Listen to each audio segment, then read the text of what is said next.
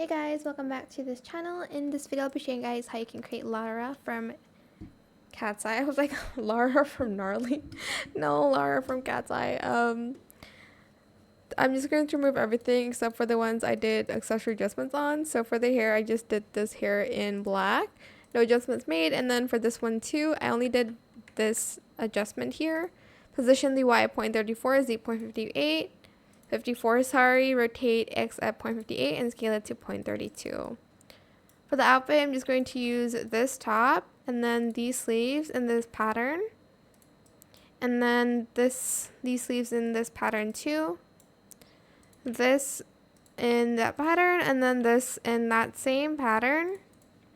And then this too in the same pattern. I know it's like not super similar to the one she has, but it's the best that I can make.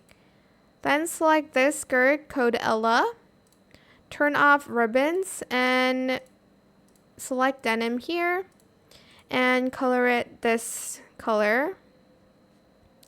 And then I'm just going to select that pattern again. And then this. For the shoes, I just use leg warmers. And then this in all white. I actually don't know what shoe she wears here, but I just followed somebody online. And then I'm just going to add a microphone, like a mic here.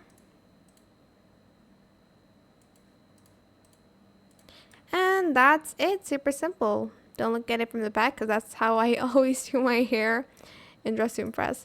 I hope this tutorial is helpful for you guys. Don't forget to like, comment, share, and also subscribe to this channel if you haven't done that already.